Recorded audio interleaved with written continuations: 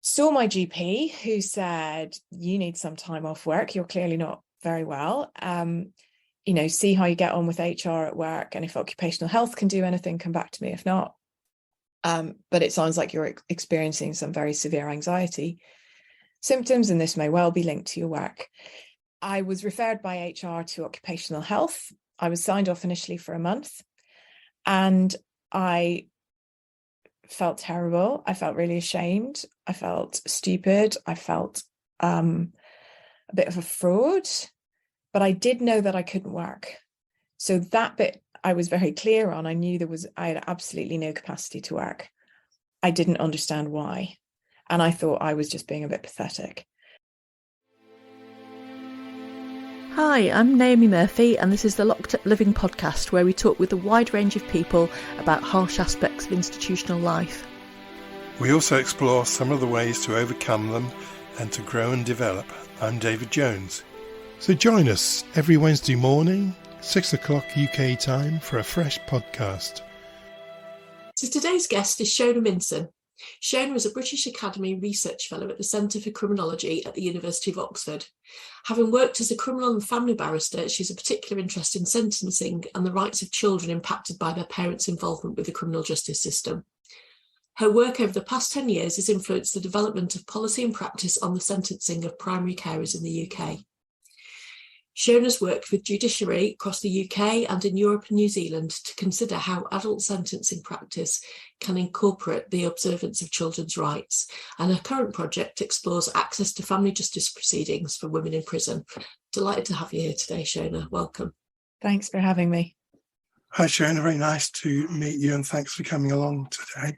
Thank you. So you took a slightly unconventional route to criminology, didn't you? So can you tell us something about your career pathway?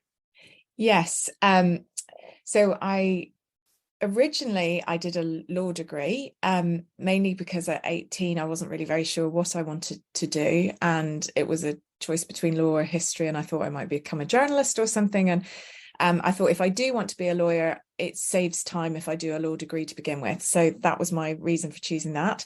And in it, the subjects I enjoyed the most were family law and criminology and penology. So I then went on and thought I'd be a solicitor, didn't really know what they did, spent a few weeks on work experience and realised I didn't want to be a solicitor. And someone suggested the bar. And so I did mini pupilages, saw what barristers did, and much preferred that. So I left university and did a year at bar school, and then had a pupillage in a set in London doing crime and family. And I was then taken on as a tenant there and worked as a barrister in those chambers, 1KBW, for some years. Initially having a mixed practice. Found myself very much drawn to family work, and particularly it was in the days when there was some legal aid. So I did legal aid, family work, and a lot of care proceedings. So by the time I stopped, my main practice was in care proceedings. I then stopped because I had my first child, and back in those days it was really difficult to have any time off at the bar as you're self-employed but pay expenses to your chambers.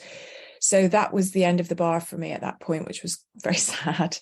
And I had a number of years where I had my children, and I did a lot of different jobs. I worked as a family mediator, which is something I'd qualified as when I was working as a barrister. I worked for an online business. I worked for my chambers doing marketing and audit. And I worked for Citizens Advice as a generalist advisor. And when my youngest child was going to school, I was thinking about what to do, considered returning to the bar, but also wondered about research, because I had seen people with families manage to make a research career work alongside that. And I had always been really interested in criminology, and thought about doing a master's way back, but had put it off. And so thought, well, maybe I should do a part-time master's and see how that goes. I thought I would probably go into advocacy or campaigning for some kind of reform organisation. And the bit I knew nothing about was research and statistics and how to understand research. So my local university at the time, Surrey, did a part-time master's in criminology, criminal justice and social research methods. So I got a place on that. And in my first year was writing an essay on the imprisonment of women and was really shocked by what I found. I was shocked that there was no consideration for children when they were separated from their parent in that situation, because in the family courts, the child's welfare is the paramount consideration of the court.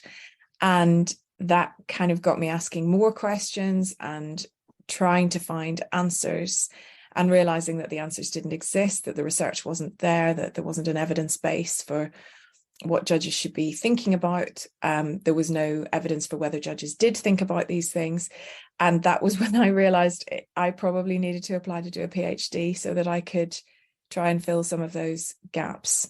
And that was how I found myself in a criminology department. Thank you. That's quite a complex mosaic of activities there, but most of them sort of doing something, being active in your work. And it's fascinating hearing how people make these personal choices, because just the other day we were talking to somebody involved in the law who'd made a different choice to you. Instead of going to the barrister work, which they started out at, they chose to be a solicitor. And anyway, that's really by the way, I suppose. So can you then say, you've hinted already at the kind of shock that you received when you looked at the kind of legal framework of women, and particularly women in the criminal justice service. Can you say how your main research interest developed? Yes, so I was aware of this difference between the family courts and the criminal courts, and the way children were being regarded when the state was separating a parent from their child, and the duty of care and all those things. And so I realized that I probably had to look at two things. One was to find out what was happening to children when their mother did go to prison, because if in fact no harm was suffered, then we didn't need to worry. And there was no evidence about that, so we didn't know one way or the other, although you could make a bit of a reasonable guess on that. And I also needed to look and find what judges were thinking about when they sentenced, because there was no point in me saying you're not thinking about this if they said, well, in fact, we are. So I needed to do that bit of research. So that was how I came up with my PhD proposal, to look at both those things. And I was really interested in talking to there's a lot of research around, not so much in the UK, but in other countries, where people talk to the parent who's in prison, or they talk to the person looking after the child.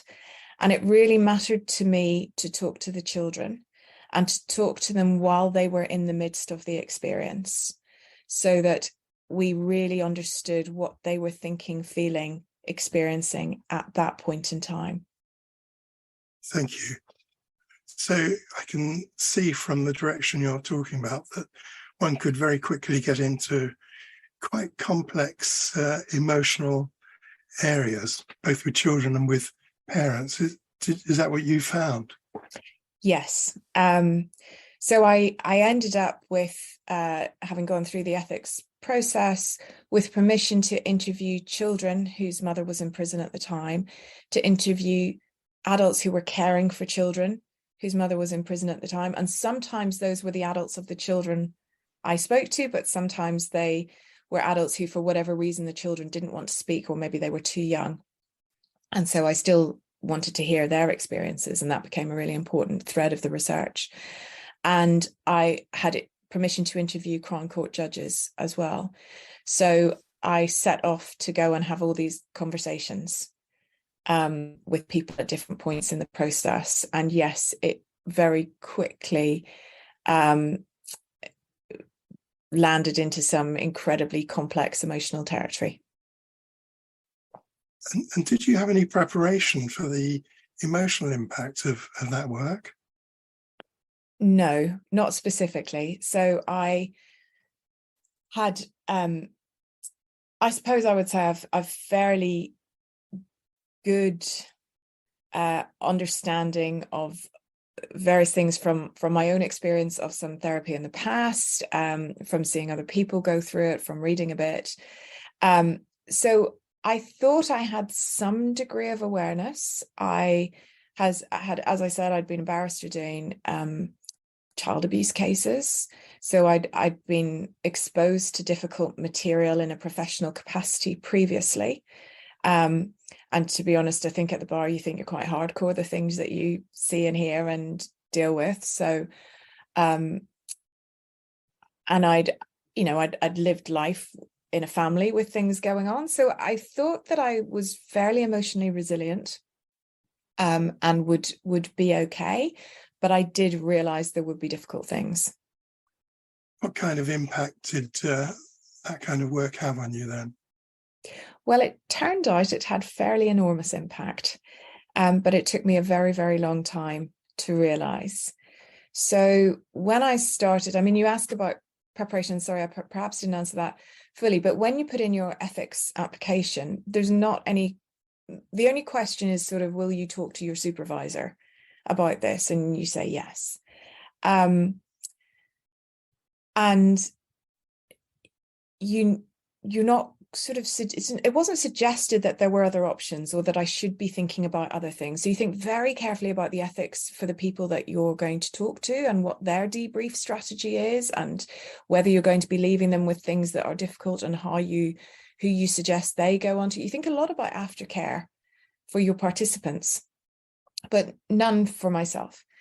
So I suppose the habits I got into when I was doing it were that I would, I'd be told there was somebody who was willing to talk to me. It was hard finding people because they're very hidden, this population. And I would have whatever contact and then go and see somebody. And quite often it would be a long way from where I lived. I might have, had to stay overnight or go somewhere else or drive. So usually on my way there, I'd be thinking about, I had an interview schedule of the questions that I would ask.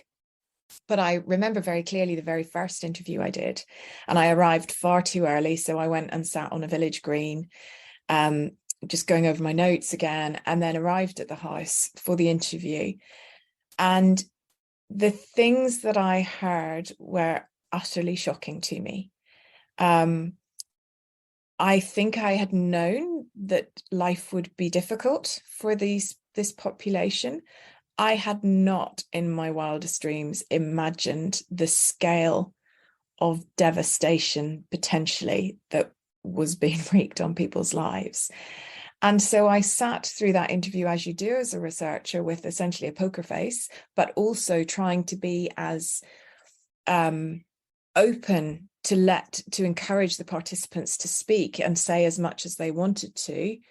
And not stop any conversations and just let it keep coming. So you're doing a very odd thing of not being able to emotionally engage at all, but also trying to make yourself almost that they can transfer onto you all the things they're feeling. And what I found in that first interview, and was repeated, is that I was often the first person who had asked people about this experience, which I found shocking. And so they were having their first experience of articulating hard things.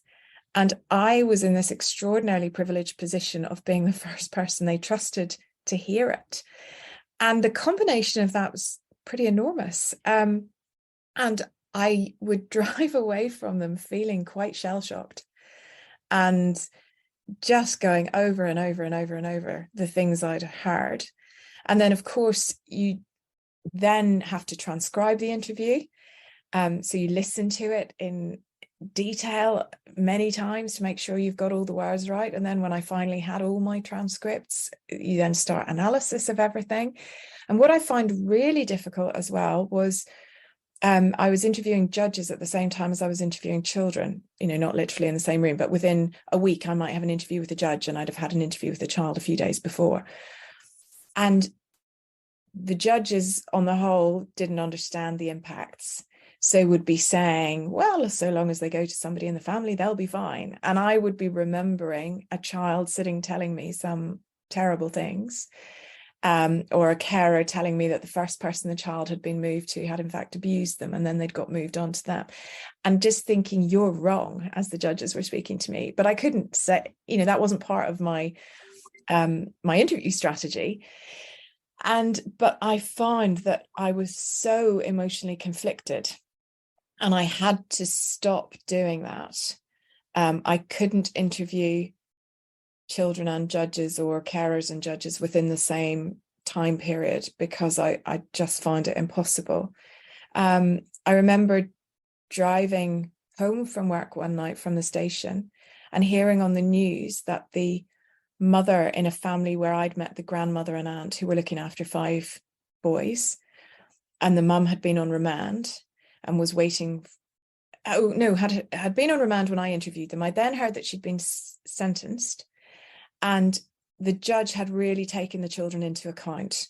And it was a very, very serious crime, but the judge had known the state that the children were living in and how difficult life was, and had, I thought, given a really appropriate sentence. And it had been referred as being too lenient a sentence. And I was driving home and heard on the news that the sentence had been changed, and she'd been given double the time in prison.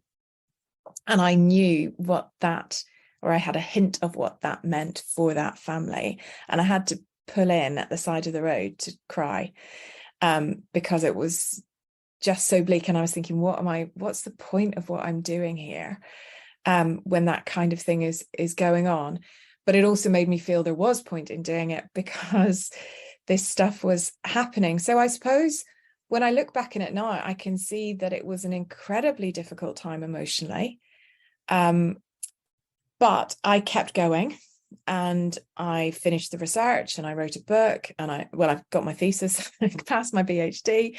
I wrote a book, I did an impact project, I made films for judges and advocates. And so it looked like there was lots of positive stuff coming from it. I got the Joint Committee on Human Rights to hold an inquiry, and that was positive in as much as they drew some lines in the sand and said, this isn't okay. I mean, the government didn't do much in response, but I did what I'd wanted to do, which was to say, hey, we've got a problem here. Somebody needs to pay attention. And some sentencing policy changed. And so people would be saying to me, oh, it's great what your research has achieved. And I just felt angry all the time and upset. And probably for coming up to this time last year, for about a year and a half before that, if anyone had said to me, do you like your work? I'd have said, no, I hate it. And I thought it was to do with difficulties in academia and whatever. But I really was not liking working, and I found it very hard during COVID. I did research on children whose parents were in prison during COVID, and I had to bring that to an end sooner than I thought, because I was finding hearing the stories of those children's experiences was even beyond what I'd heard up to that point. And the government really weren't interested in doing much in the prisons, and I found that very hard. So in terms of the emotional impact, there was clearly things going on, but it was only last Christmas when I finally had 2 weeks off work, which I hadn't had properly since COVID, just because the way holidays and things hadn't happened. And I was very busy. I wasn't thinking about work at all. And I woke up on Boxing Day thinking, oh, I feel really happy. I haven't felt like this in ages. And I thought, it's because I'm not at work. I'm going to quit my job. I'll give it my notice the first day back in January, and that's great. I'll go and do something else. And over the next week, while I was still off work, I slowed down a little in my thinking and thought, well, maybe I'll see it out to the end of the academic year. There's a few papers I'd like to write. I'll get things finished. But I felt really positive, upbeat, feeling great.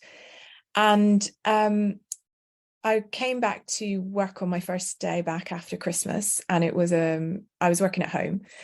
And I opened up my laptop and immediately started to get palpitations. I felt sick. I felt an overwhelming, it wasn't just fear, it was like terror as I opened my emails. I was reviewing a paper that day for a journal, and I could almost not make myself read the words because they were about women's imprisonment and trauma. And I pushed through for the whole day and kept working, feeling absolutely dreadful. Got to the end of it, and my husband said to me, oh, how was your day? And I said it didn't feel good. I had all these experiences, and I think maybe there's some link to my work making me feel all these things that, to be honest, I'd been feeling them all for probably a year and a half, but had put them down, attributed them to COVID or anxiety from that, or family circumstances, or just all sorts of different things. But it was a really plain, no, this is about work. So I've often been self-employed. I've never been off work sick. I didn't really know how that worked. And my husband said, I think you should sign yourself off for tomorrow and go see the GP. And I didn't know I could do that. So I did that, and I contacted HR as well in the university, really to say, I want to give him my notice. That was my plan at that point. Anyway, I saw my GP, who said, you need some time off work. You're clearly not very well. See how you get on with HR at work. And if occupational health can do anything, come back to me. If not, but it sounds like you're experiencing some very severe anxiety symptoms, and this may well be linked to your work. Anyway, cutting a slightly long story short, I was referred by HR to occupational health. I was signed off initially for a month, and I felt terrible. I felt really ashamed. I felt stupid. I felt a bit of a fraud, but I did know that I couldn't work. So that bit I was very clear on. I knew I had absolutely no capacity to work. I didn't understand why. And I thought I was just being a bit pathetic. I had various assessments through occupational health with psychologists, and it ended up with them saying that I was suffering from secondary trauma, vicarious trauma, due to the research I'd been doing for 8-9 years by that point, and that I needed specialist trauma therapy to try to address it so that I could return to work. And that therapy began, and I had a bit of it before the idea was that I started it and then was able to return to work with it ongoing to support me through the return to work. It's in fact still ongoing. And once I had that, it was only after I'd had therapy that I was able to go, oh gosh, I really wasn't very well. And it was completely due to my job. Thank you. I think that's a brilliant description of the experience you've been through, and of how you had those emotional experiences and sublimated them and had that tremendous creative output, whilst all the time the emotional effect was working away. And it sounds as if you needed the break, that Christmas break, for you to come back and realise what was happening to you. Yes, it was only because I had that 2-week break that I was able to see it for what it was. Because I think it's really easy when when things don't feel great, that we think, oh, well, life's busy or complicated, or I had another example of doing this previously when it turns out I've got celiac disease, but it wasn't diagnosed till a few years ago. And I just thought that when I hit 40, I got really tired. So for years, I put this down to just being a bit old, and then had a diagnosis, stopped eating gluten, and my life completely changed. So I think it's really very easy to attribute these kind of symptoms to all sorts of different things. And I was really fortunate in a way that the break, and it being a Christmas break where I was busy with family and other things, meant I really didn't think about work for 2 weeks, which was very unusual for me. So I was able to see it much more clearly. Thank you. You can really hear that kind of a bit of a harshness towards yourself, Shona, in that sense of, I'm being weak and pull myself together. But I think when you're in a culture where people don't talk about emotions, if you're the person experiencing and in touch with your emotions, then you can stand out, and it can seem as though having emotions is unusual, when in fact, just hearing you talk about your work pulls up all sorts of sadness for me listening to what you're talking about. So I can only imagine how painful it would be to really immerse yourself in that story. And I suppose I wonder what happens when people don't allow themselves to immerse themselves emotionally in the work, because my guess is that must affect the quality of the research that comes out. There's some inherent truth in there, isn't there, if you're engaging with stories in a real emotional way? Yeah, I think there probably is. And I think there are probably lots of people doing criminological research or research akin to it, who are doing it because it's not just an academic exercise, it's not just intellectually interesting. It's got some kind of pull, and because of our humanity. And one of the things that was said to me quite early on in the therapeutic assessment by a psychologist was that I had two different assessments, and both of them said the thing, which is, we're amazed you've kept going for so long. This is no surprise that this has been the end result, which in a way is a relief. But what they said about me was that they thought I was somebody with very high sensitivity and a very high degree of responsibility, feeling a very high degree of responsibility. And I think that describes a lot of researchers. And it's therefore an almost kind of lethal position to put yourself in.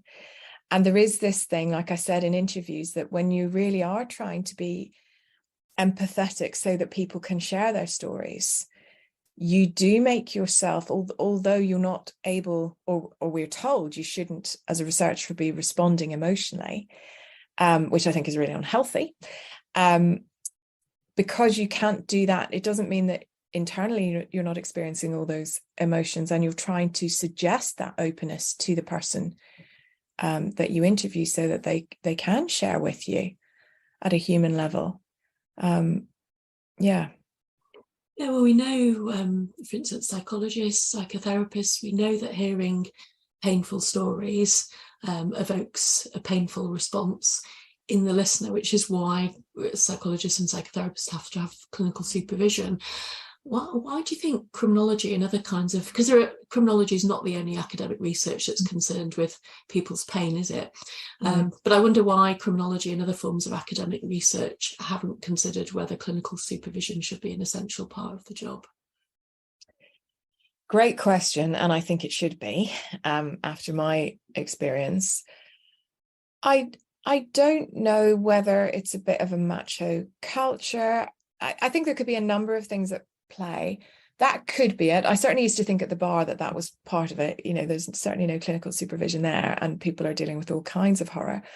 But we'll maybe come on to talk about that in a minute, that it's a bit different. I think there is also something about you can feel that, what right have I to be affected by this? I am not having to live it. I am not the subject of this injustice. That's the people I'm talking to. So my life is not one that I should be feeling bad about or complaining about, or if I'm finding this hard, how much harder is it for this person? And I need to just get over it. So I think there is a lot of that goes on, and some of those thoughts are okay, and some of them are problematic. And definitely ignoring the fact of how we're feeling because we think somebody else is feeling worse is never going to help anybody.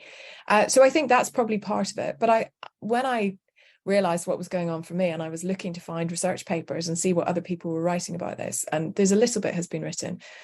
I saw one thing saying that people dealing with this kind of research, people, like you said, people's pain, average time for burnout is about 8 years. And people don't tend to return to the field when they leave it. And so I think that has just been happening without it being a recognised cause and effect, that people just take themselves away from the work when they can't handle it anymore. It's such a shame when you think about the amount of skill and expertise that's probably lost from whatever profession. But I'm just reading Simon Cooper's Chums at the moment, which is about Oxford University, and I know that made me wonder whether the academic culture at Oxford might make it even harder to talk about emotions than it might do in other university settings. I don't know. I don't think it's particularly different. I mean, I decided to start being a bit open about this in around September, which clearly shows the therapy was working. I was not feeling ashamed about it anymore. And I've talked to colleagues in other universities, and I think it's pretty widespread, that if within academia generally we don't have a model of supervision for various subjects, then it's not happening, and people don't really know quite what to do with what they feel. And people obviously turn to the sort of usual things. People will maybe talk to family or friends or a partner in a bit of a debrief. People will drink too much. People will distract, do whatever it is that they have to do to get through, and tell themselves that they should be coping. Thank you. And changing tack a little, you've obviously worked as a lawyer previously, and lawyers also hear these kind of stories. Is there a difference in how stories impact on lawyers and criminologists? You know, are the roles so different that they make a difference in terms of the impact?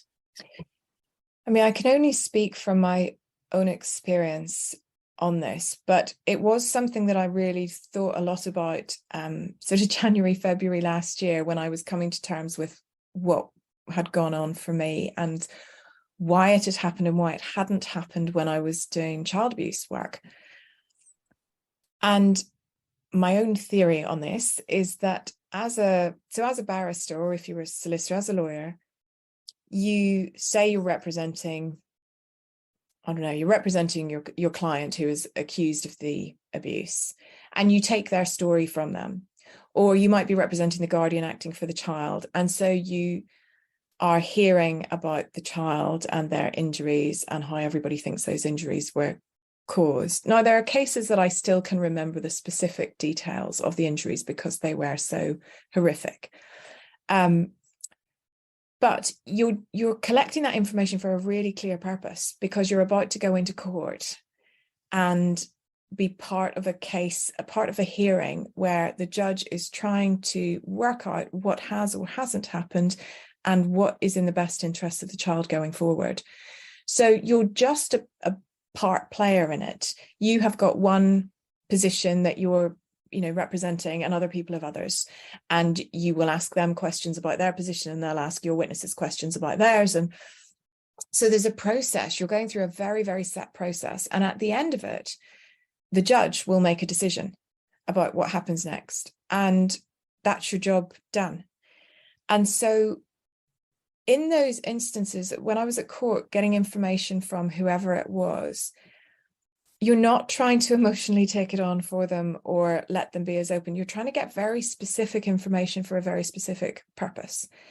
And it doesn't mean that you don't have some sort of build rapport with your client or anything like that. You're still doing that, but it's really different. And you pass the information back, you do something with it, and you can see what the result has been. Whereas as a researcher, and also by the time people are in court, they've probably told that story. They've said those things to a few people. So you're not the first person hearing this. Whereas as a researcher, as I said, I was often the first person asking these questions or being privileged to hear these stories. And I was just going to take the information. And when I was taking it, I didn't even quite know what I was going to be doing with it, because I was going to analyze it with all the other information I got. And you spend literally years looking over this data, thinking about it, writing papers or whatever it is you do with it. And it then goes off into the world in some form, potentially. And you do not know what difference, if any, it will make. Now, I was fortunate in that some of my work has made, I can sort of see a link, but I have to say I found that really hard to be able to even see, because I was finding it so emotionally difficult to do the work, that I really was, what is the point in this? What is the purpose? And would ask that often. And so it's really hard, because you don't feel like you're actually serving a purpose in what you do. And I certainly got very concerned about, was I re-traumatizing people? And was research fundamentally pointless if it wasn't going to achieve change, if nobody was listening? So I think it's really different from a job, a social worker or a psychologist, where you take it on, you send it back out, you do something with it. Thanks very much indeed, Shona. So what do you think needs to change? What would make a difference? Well, one of the first things I would like to see, and that's why I'm doing this podcast, is that we talk about this much more openly. And I was really embarrassed about it when it was my experience. I didn't tell my manager at work why I was off. I was able to just, HR and someone in the law faculty knew, and occupational health knew, but I couldn't actually face those conversations because I didn't understand myself, what was going on. And it took me a really long time to be able to understand what was happening, accept what was happening, have a way of articulating it, make my way through it. But fortunately, I've got to that place, and I can now look back and see it was essentially a workplace injury that shouldn't have happened. And I have found, by being open about it on social media or in conversation with people, I'm having so many conversations with other people who are experiencing this and are struggling. And I've been referring all kinds of people to the person that I've been having treatment, which actually, it's probably worth knowing, it's been EMDR is the treatment I've had, which has been fantastic. So I would like us to be more open about this, for there to be no shame or judgment. But I would like people, I'm always interested in what can we do upstream. I don't want to pull people out of the river. I want to stop them being thrown in. So I think on applications to undertake research, both at grant stage and in getting ethical approval for work, there should be questions about researcher care, that it should be built in that if you are doing field work, you have therapeutic supervision, and we don't have an option to do it. It becomes a part of recognized good practice, that as soon as you're doing field work, you are meeting fortnightly, monthly, whatever the appropriate frequency is, and that when you get research expenses, as often you will have some allocation, particularly at PhD, if you've got funded PhD, or if you're a postdoc researcher starting out in your career, if you've got a fellowship, you will have some money that's research funds. And I had to ask specifically when I returned to work that one of my conditions of returning was that I could use my research funds for therapeutic supervision, because that is not normal and that is not what's expected, but I think it should be. I know that money is always tight writing grants, but I do think that PIs on projects have a responsibility to their research assistants who are doing those interviews to have built into the grant that they will have proper therapeutic supervision, not just, oh, you can talk to me about what you've done today, or you can talk to someone else in the department, that you actually go to a psychologist who knows what they're doing, and you have expert supervision through it, because that's what I would most like to see, is that people never have to experience what I experienced, because it was horrible and life-changing in many ways for that period of time. So those would be the main things. I'd like both funding bodies and universities to understand that this matters. Question: what responsibility do you think lies with the university versus that of the individual? So I had to argue pretty hard to get my therapy funded, and I think it's fairly exceptional to do that. But I suppose I thank my lawyer background for giving me tenacity in those situations and going, well, no, this is reasonable and it is appropriate and this is workplace injury. But there was also, a misunderstanding that it should be then a taxable benefit. And I had to, draw attention to the right bits in the HMRC guidance, which would be if I'd fallen and broken my hip and they wanted to give me fancy physio, that would be a taxable benefit. But actually, if you're being given repair for something caused by your work, then it is not a taxable benefit.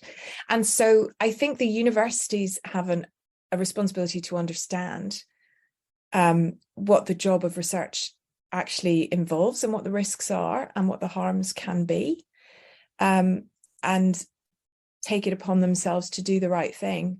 When, if there was a spillage in a lab and somebody was harmed, they would do the right thing and deal with medical expenses. And I think this is similar. So I think the university has a responsibility for that. I think the university has a responsibility. And when we talk about the university, we're talking about individuals in all sorts of different departments.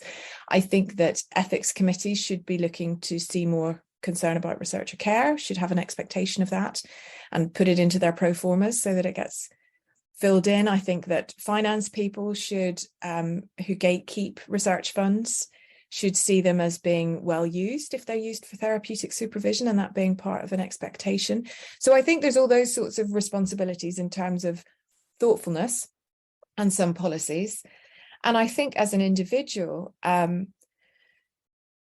once we become, if we're not having conversations about this kind of thing, people aren't aware, and they suddenly find themselves a PhD student or an early career person finds themselves in the horrible position unexpectedly.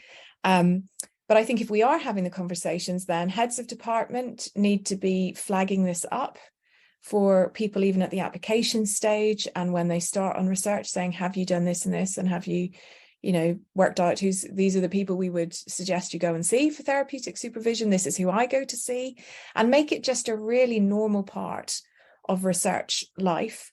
And I think individuals have a responsibility to take it seriously, not try to skimp on it, and view it as something that will make them better researchers and give longevity as well, because I fully intended to leave.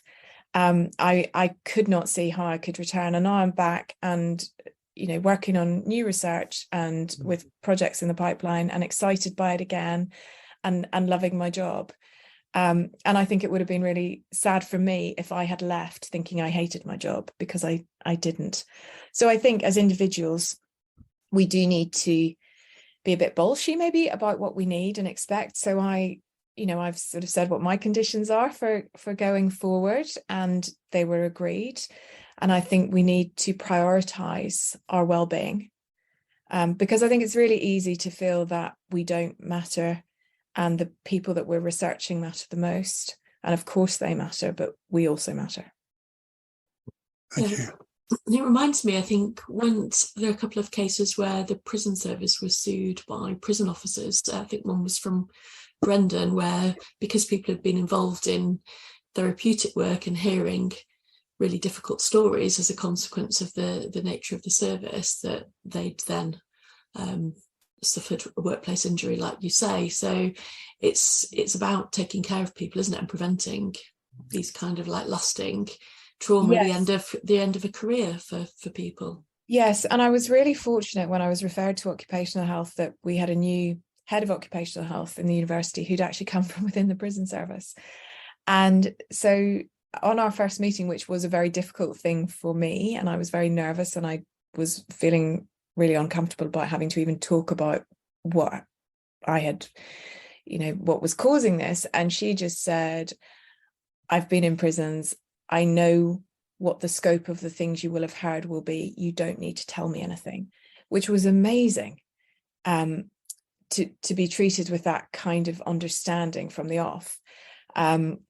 And I can't remember if it's her, but somebody at some point along all of these conversations has told me about, in whatever service they're in, there is not an option of, so it's not like that it wasn't in psychology or as a counselor or whatever, where you have, this is just mandatory, everybody does it. It was something a bit more akin to research, where it was being brought in as a new thing.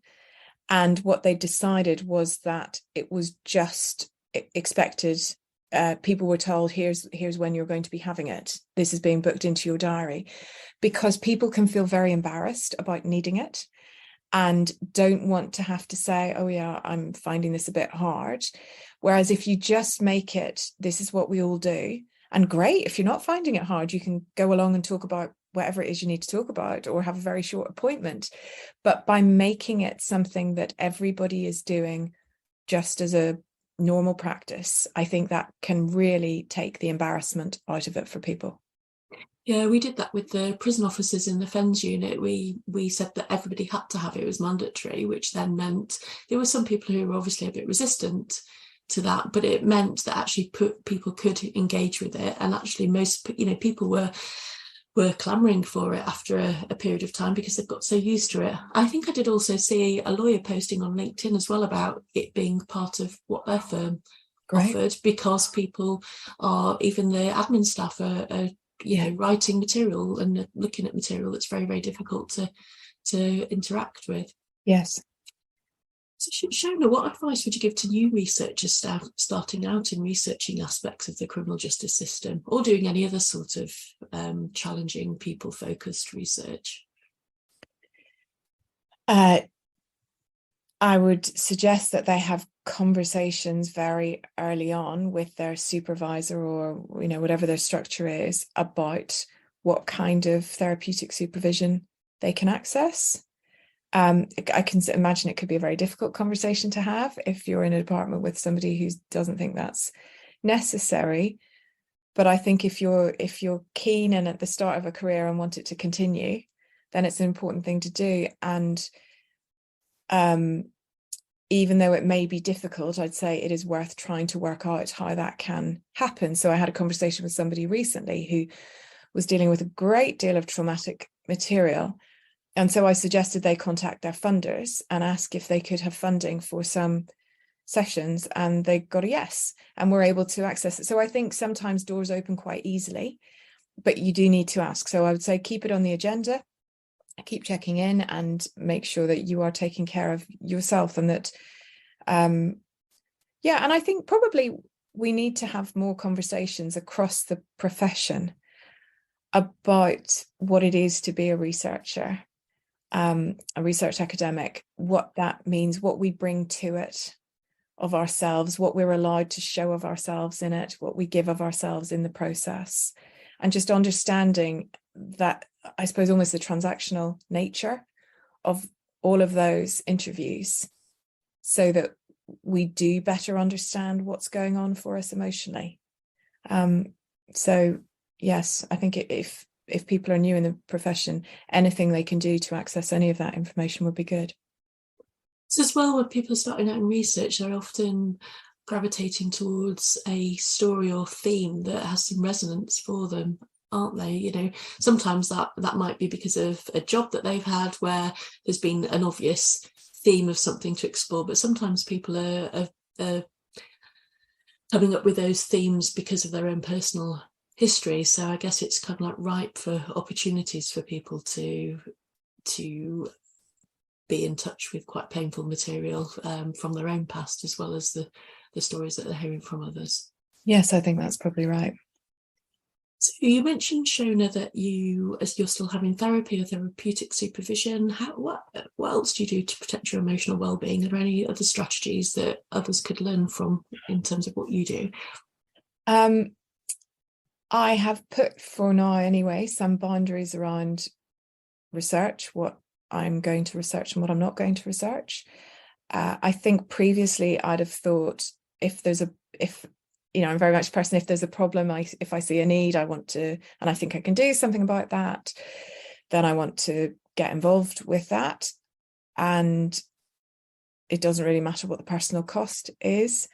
Whereas the next project I'm doing, I'm going to be accessing secondary data, and I'm going to be talking to professionals who are a step removed from the issue itself. And that's my way of protecting myself for my next research project. And I don't know if those boundaries will change as I go on, but I'm certainly being much more proactive in thinking it's all right to set some boundaries, to understand what my capacity is, and to not push myself beyond that in a professional setting.